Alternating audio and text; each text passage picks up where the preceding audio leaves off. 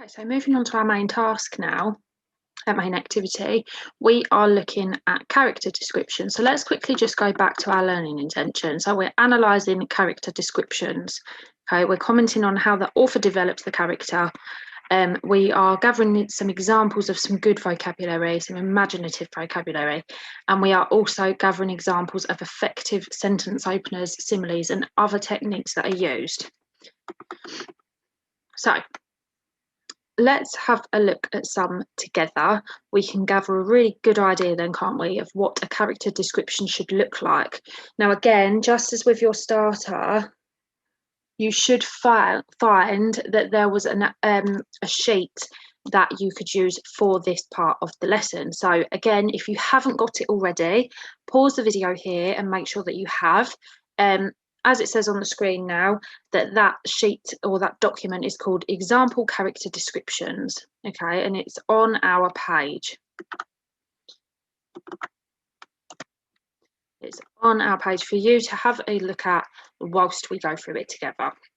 And just so that you know what it looks like, you are looking for a document that looks like this. It's relatively long. You don't need to use the whole thing, but do print it and have a look, because you might decide on some different ones to use than what I'm going to use.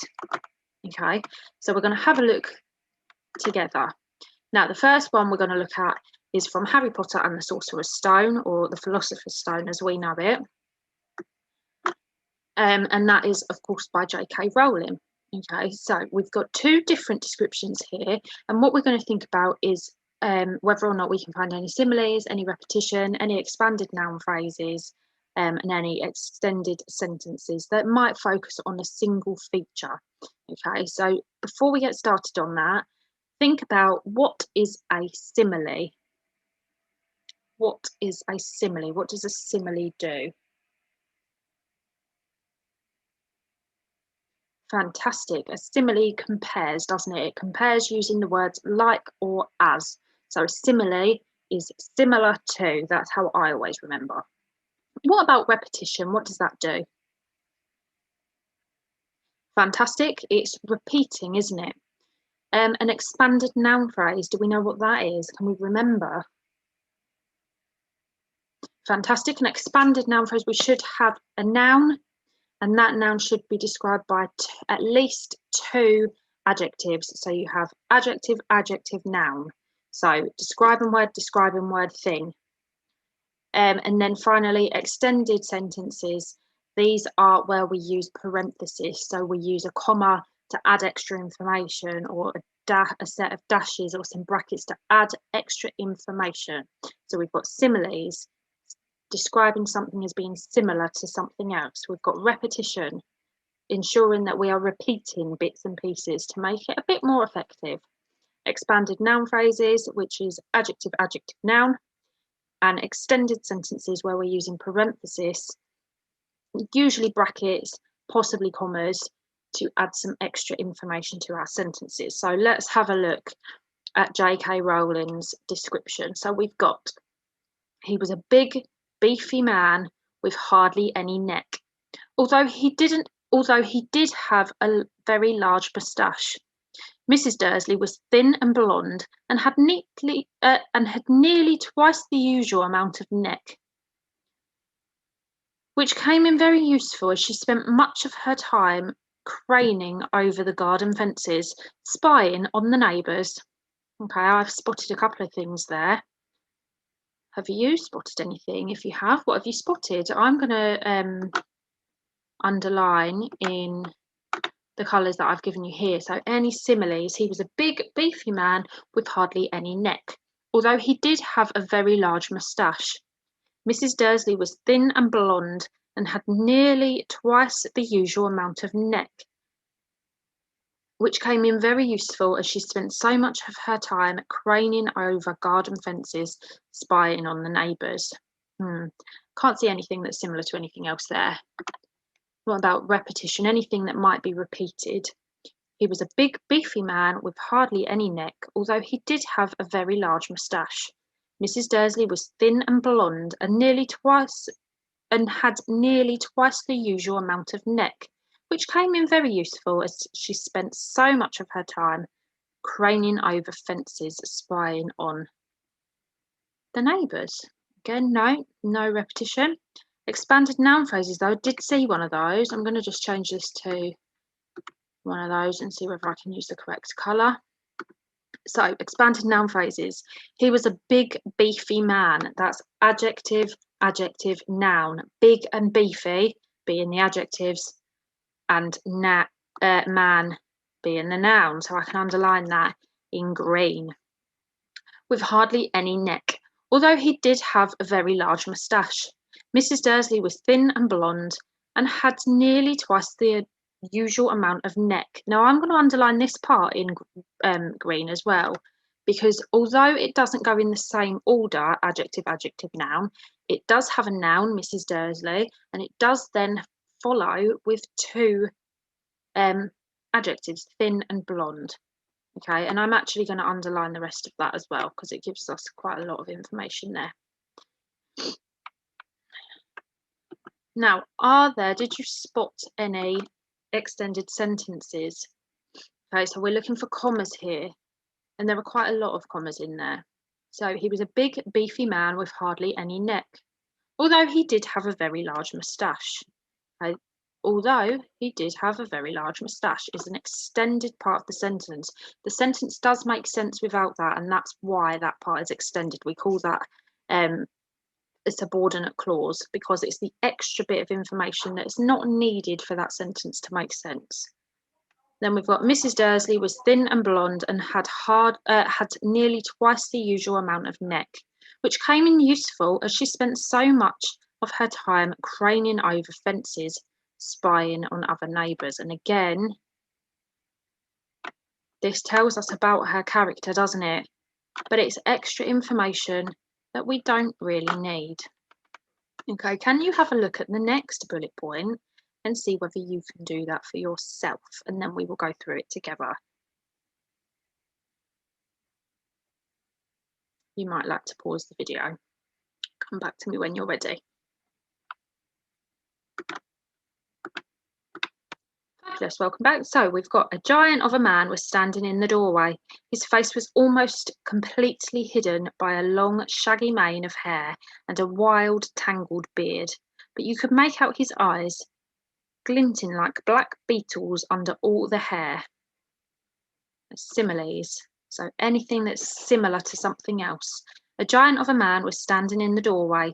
His face was almost completely hidden by a long, shaggy mane of hair and a wild, tangled beard, but you could make out his eyes glinting like black beetles under all the hair. There it was, like black beetles, glinting like black beetles. It's saying his eyes are like something else. I'm just going to underline his eyes as well. Have we got any repetition? A giant of a man was standing in the doorway. His face was almost completely hidden by a long, shaggy mane of hair and a wild, tangled beard, but you could make out his eyes glinting like black beetles under all the hair. No, not really any in there, is there? Any expanded noun phrases? So anywhere where we are using adjective, adjective, noun. A giant of a man was standing in the doorway. No, his face was almost completely hidden by a long, shaggy mane of hair. Yes, a long, shaggy mane of hair. And a wild, tangled beard. Wild, tangled beard.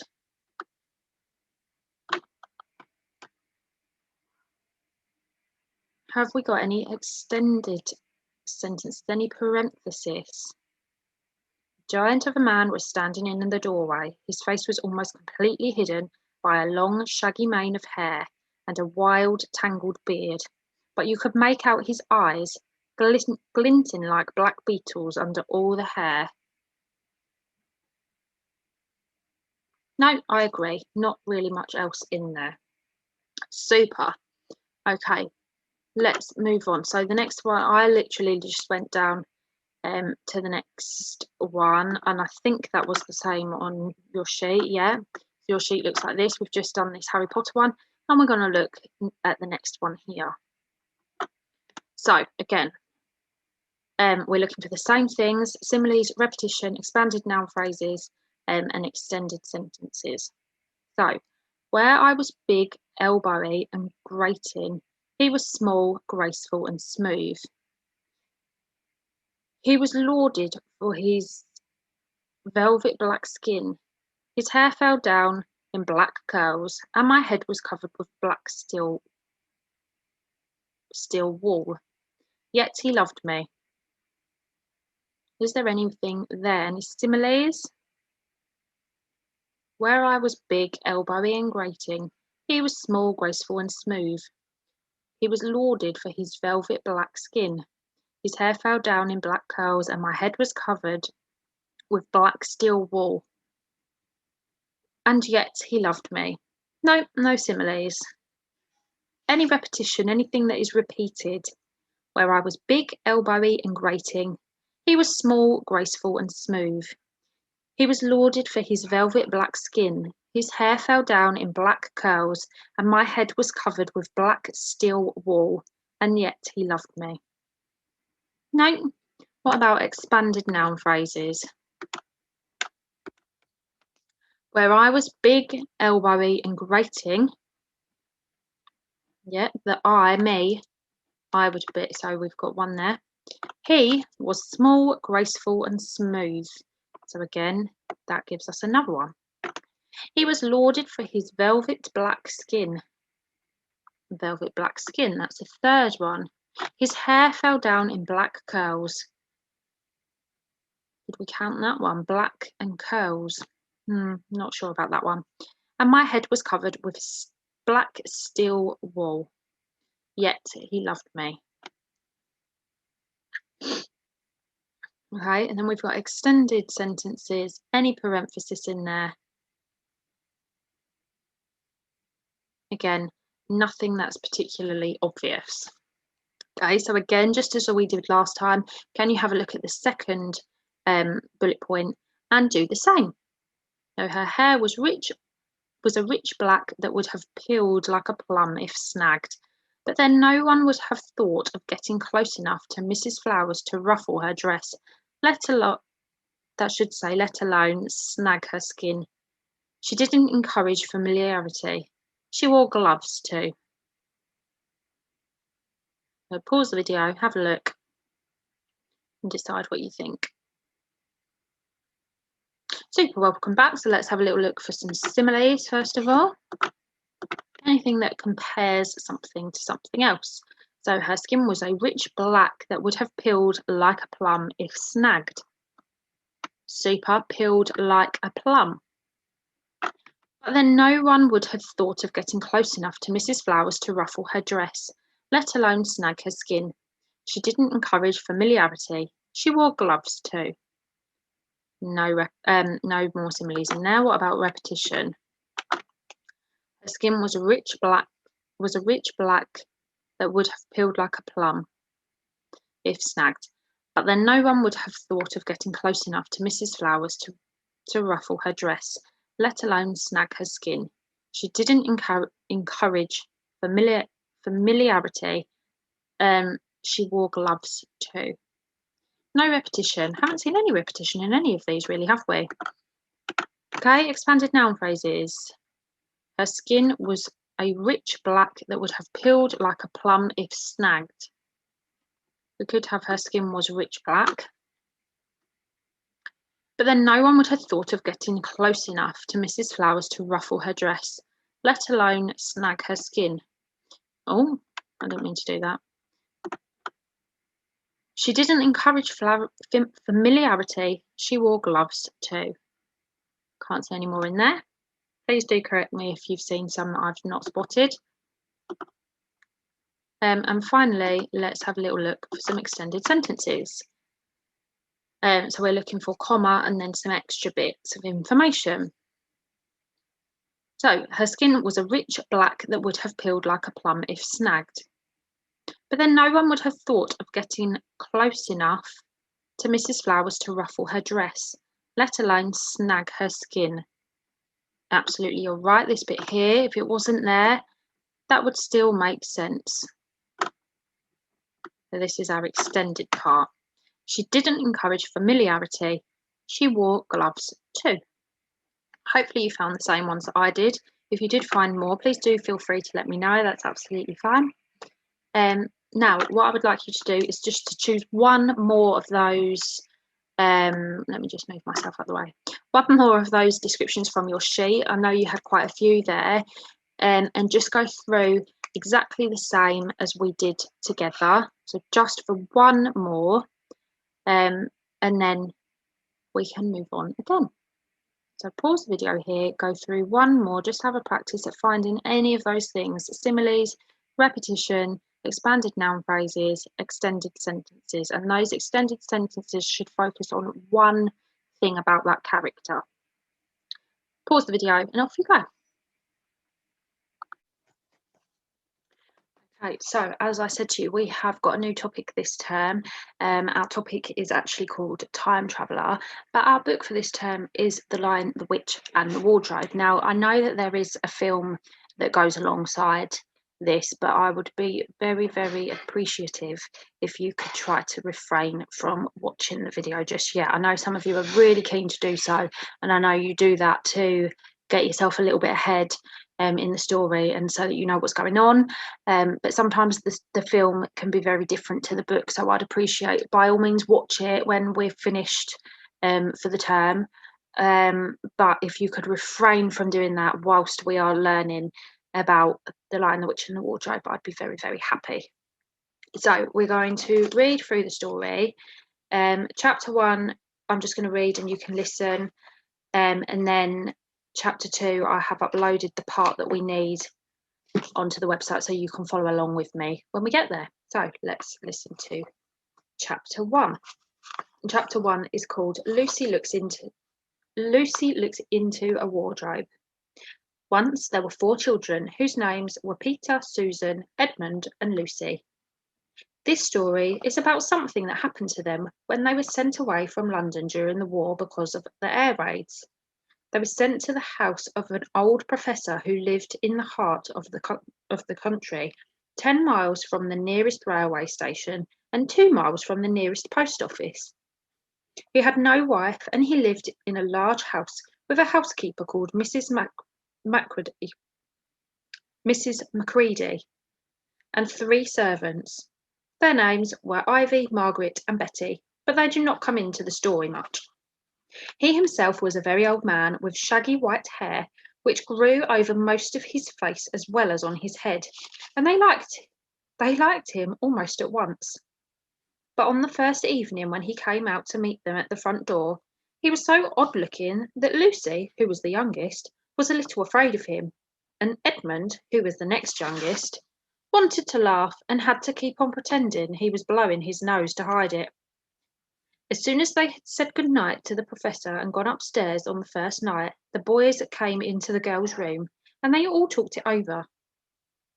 "We've fallen on our feet and no mistake," said Peter. "This is going to be perfectly splendid. That old chap will let us do anything we like." "I think he's an old dear," said Susan. "Oh, come off it," said Edmund, who was tired and pretending not to be tired, which always made him bad-tempered. "Don't go on talking like that." "Like what?" said Susan. "And anyway, it's time you were in bed." "Trying to talk like mother," said Edmund. "And who are you to say when I'm to go to bed? Go to bed yourself." "Hadn't we all better go to bed?" said Lucy. "There's sure to be a row if we're heard talking here." "No, there won't," said Peter. "I tell you, this is the sort of house where no one's going to mind what we do. Anyway, they won't hear us. It's about 10 minutes' walk from here down to the dining room, and any amount of stairs and passages in between." "What's that noise?" said Lucy suddenly. It was a far larger house than she had ever been in before, and the thought of all those long passages and rows of doors leading into empty rooms was beginning to make her feel a little creepy. "It's only a bird, silly," said Edmund. "It's an owl," said Peter. "This is going to be a wonderful place for birds. I shall go to bed now. I say, let's go and explore tomorrow. You might find anything in a place like this. Did you see those mountains as we came along? And the woods? There might be eagles, there might be stags, there'll be hawks." "Badgers," said Lucy. "Foxes," said Edmund. Rabbits, said Susan. But when the next morning came, there was a steady rain falling, so thick that when you looked out of the window, you could see neither the mountains nor the woods, nor even the stream in the garden. Of course it would be raining, said Edmund. They had just finished their breakfast with the professor and were upstairs in the room he had set apart for them. A long, low room with 2 windows, looking out in one direction and 2 in another. Do stop grumbling, Ed, said Susan. 10 to 1 it'll clear up in an hour or so. And in the meantime, we're pretty well off. There's wireless and lots of books. Not for me, said Peter. I'm going to explore in the house. Everyone agreed to this, and that was how the adventures began. It was the sort of house that you never seem to come to the end of, and it was full of unexpected places. The first few doors they tried led only to spare bedrooms, as everyone had expected that they would. But soon they came to a very long room full of pictures, and they found a suit of armour, and after that was a room all hung with green, with a harp in one corner. And then came 3 steps down and 5 steps up, and then a kind of little upstairs hall and a door that led out onto the balcony, and then a whole series of rooms that led into each other and were lined with books, most of them very old books, and some bigger than a Bible in a church. And shortly after that they looked into a room that was quite empty except for one big wardrobe, the sort that has a looking glass in the door. There was nothing else in the room at all except a dead blue bottle on the windowsill. Nothing there, said Peter, and they all trooped out again, all except Lucy. She stayed behind because she thought it would be worthwhile trying the door of the wardrobe, even though she felt almost sure that it would be locked. To her surprise, it opened quite easily, and 2 mothballs dropped out. Looking into the inside, she saw several coats hanging up, mostly long fur coats. There was nothing Lucy liked so much as the smell and feel of fur. She immediately stepped into the wardrobe and got in among the coats and rubbed her face against them, leaving the door open, of course, because she knew that it is very foolish to shut oneself into any wardrobe. Soon she went further in and found that there was a second row of coats hanging up behind the first one. It was almost quite dark in there, and she kept her arms stretched out in front of her so as to not bump her face into the back of the wardrobe. She took a step further in, and then 2 or 3 steps, always expecting to feel woodwork against the tips of her fingers, but she could not feel it. This must be a simply enormous wardrobe, thought Lucy, going still further in and pushing the soft folds of the coats aside to make room for her. Then she noticed that there was something crunching under her feet. I wonder, is that mothballs? She thought, stooping down to feel with her hand, but instead of feeling the hard, smooth wood of the floor of the wardrobe, she felt something soft and powdery and extremely cold. This is very queer, she said, and went on a step or 2 further. Next moment, she found that what was rubbing against her face and hands was no longer soft fur, but something hard and rough, and even prickly. Why, it is just like branches of trees, exclaimed Lucy, and then she saw that there was a light ahead of her, not a few inches away where the back of the wardrobe ought to have been, but a long way off.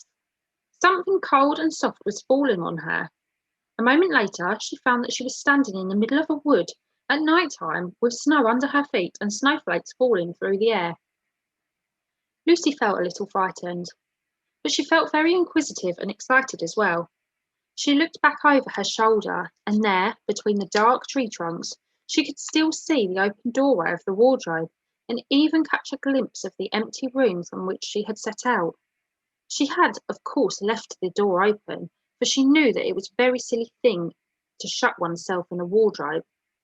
It seemed to be still daylight there, I can always get back if something goes wrong, thought Lucy. She began to walk forward, crunch, crunch over the snow, and through the wood towards the other light. In about 10 minutes she reached it and found it was a lamppost.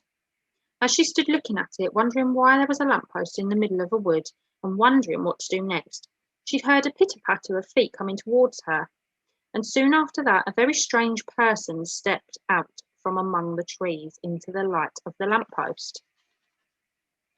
He was only a little taller than Lucy herself, and he carried over his head an umbrella, white with snow. From the waist upwards he was like a man, but his legs were shaped like a goat's. The hair on them was glossy black, and instead of feet he had goat's hooves.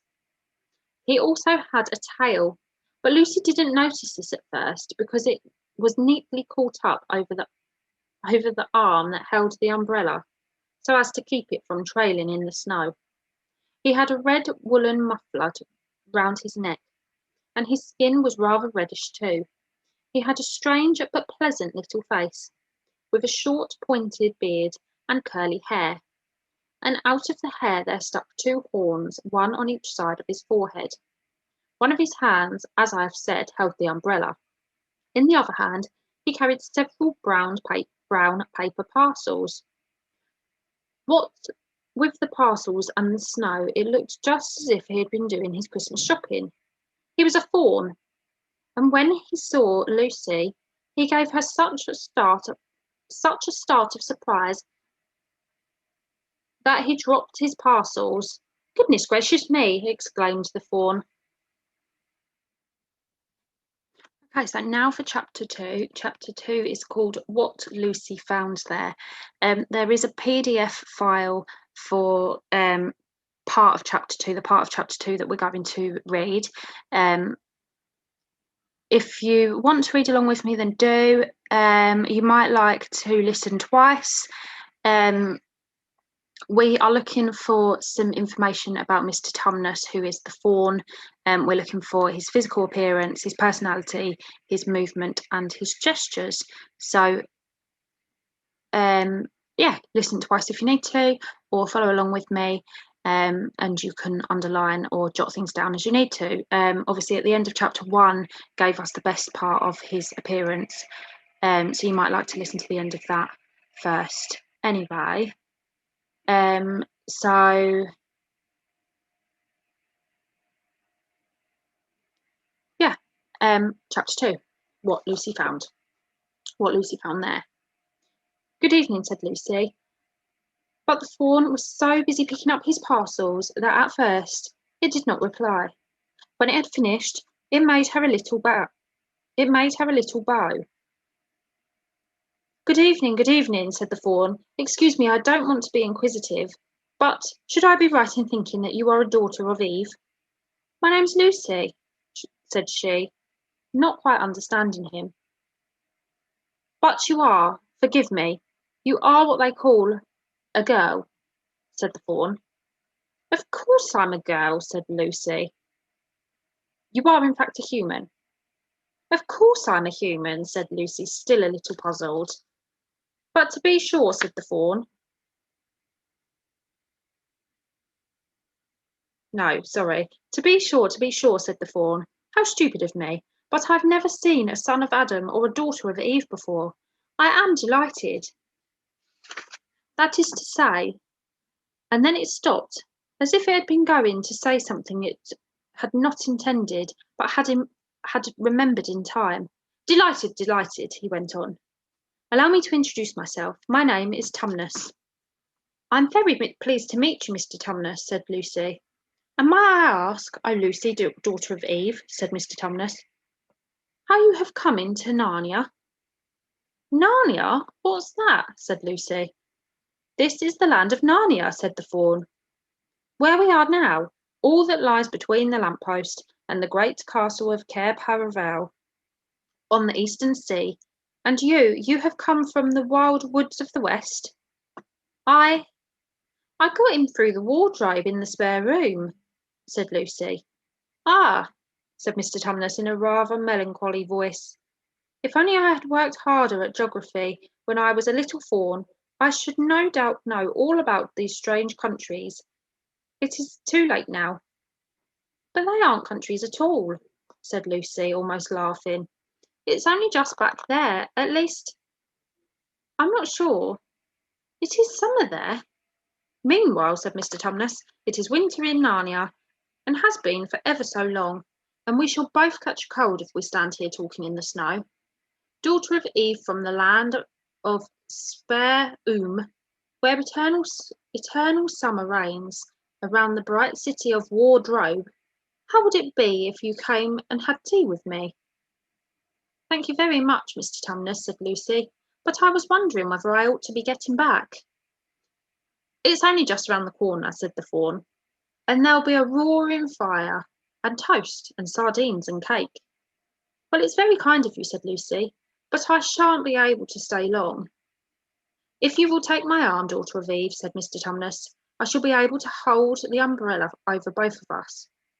"That's the way. Now off we go." And so Lucy found herself walking through the wood arm in arm with this strange creature, as if they had known one another all their lives. They had not gone far before they came to a place where the ground became rough and there were rocks all about, and little hills up and little hills down. At the bottom of one small valley, Mr. Tumnus turned suddenly aside, as if he were going to walk straight into an unusually large rock. But at the last moment, Lucy found he was leading her into the entrance of a cave. As soon as they were inside, she found herself blinking in the light of the wood fire. Then Mr. Tumnus stooped and took a flaming piece of wood out of the fire and a neat little pair of tongs, and lit a lamp. "Now we shan't be long," he said, and immediately put a kettle on. Lucy thought she had never been in a nicer place. It was a little dry, clean cave of reddish stone with a carpet on the floor and two little chairs. "One for me and one for a friend," said Mr. Tumnus, "and a table and a dresser and a mantelpiece over the fire, and above that a picture of an old fawn with a grey beard." In one corner there was a door which Lucy thought must lead to Mr. Tumnus's bedroom, and on one wall was a shelf full of books. Lucy looked at these while he was setting out the tea things. They had titles like "The Life and Letters of Silenus," or "Nymphs and Their Ways or Men," "Monks and Gamekeepers," "A Study in Popular Legend," or "Is Man a Myth?"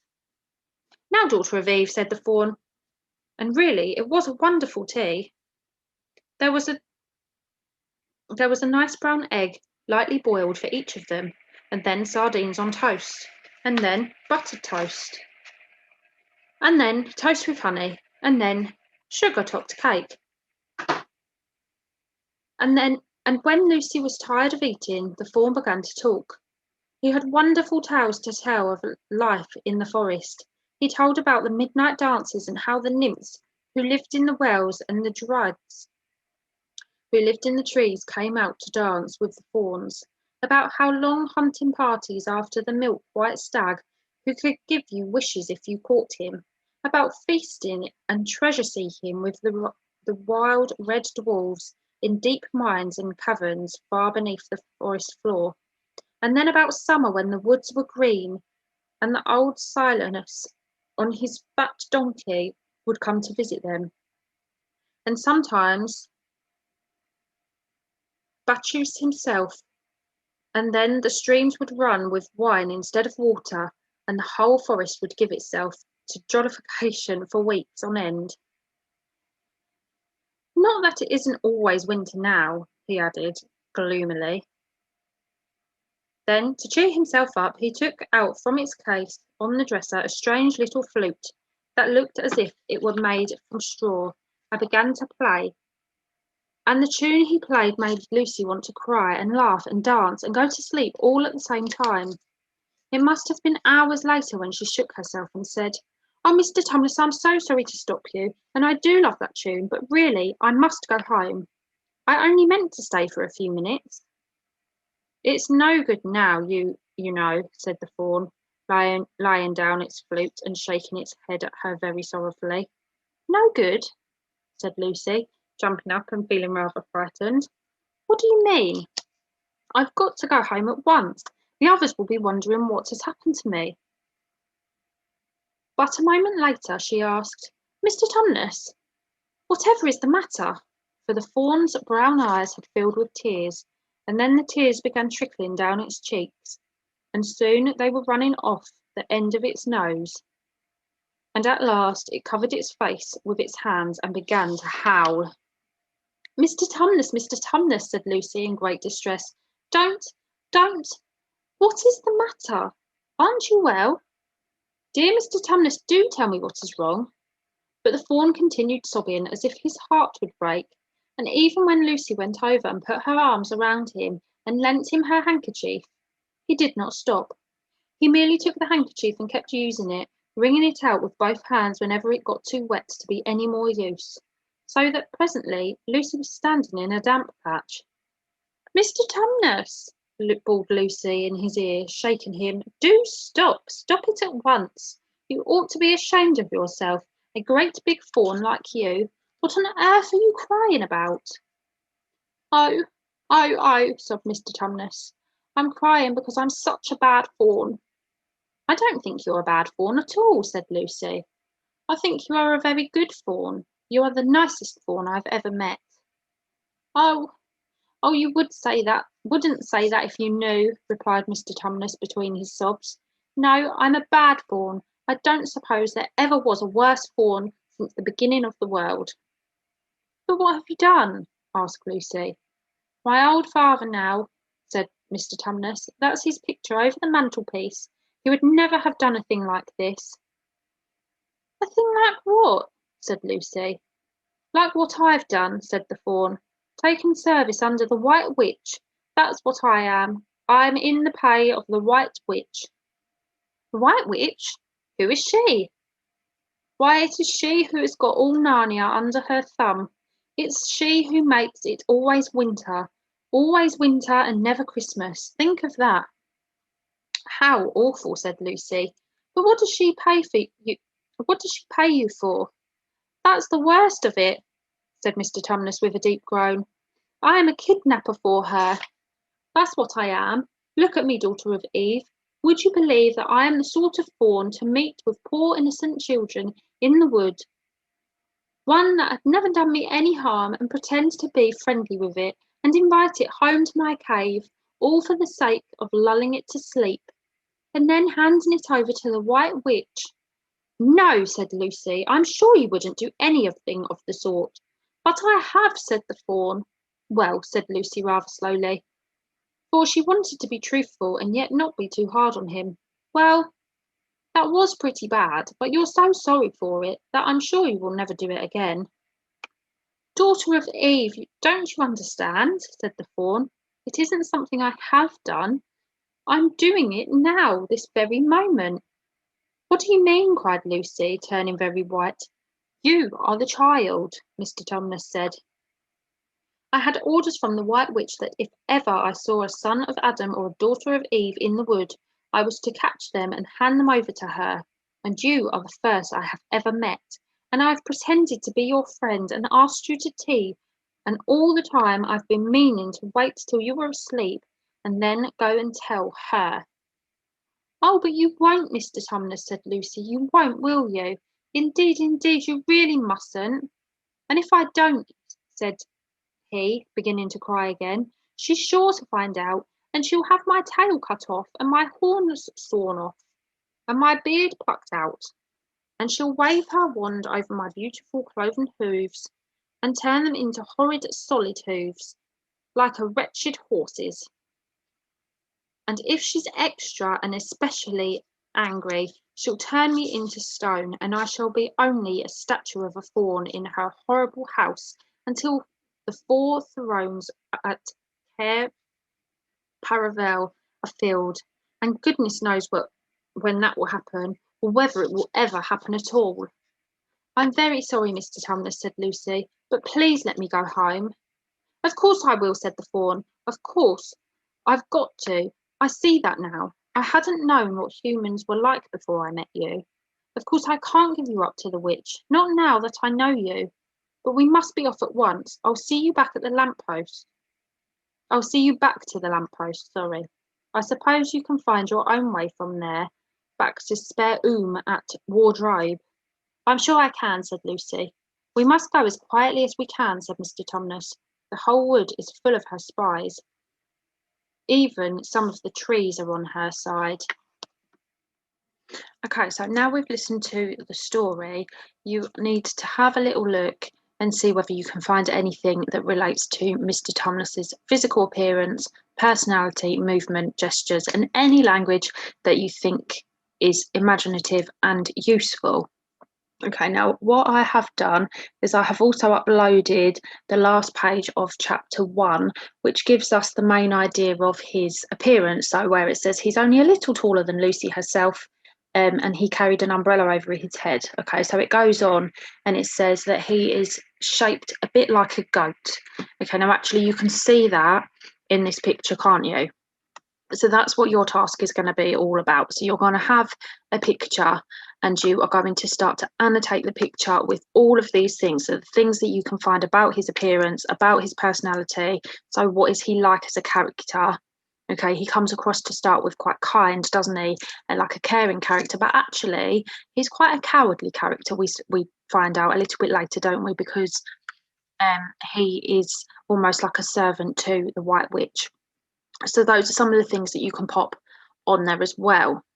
Now, your activity is, as I just said, you have got a Thorn picture sheet, and you get to choose whether you are bronze, silver, or gold. So you need to consider which would Miss Miller or I give to you. Would we give you bronze? Would we give you silver? Would we give you gold? Bronze is the simplest, gold is the most challenging. You can choose which one you want to do. So all of you will be annotating around the picture, writing any interesting vocabulary that you have gathered from what we have read. And that's all you need to do. So that can be about his personality and the way that he looks. Silver, you were doing exactly the same, but can you also add any sentence openers that would be useful? And any similes that you might have found. If you can't find any, you might like to make up your own.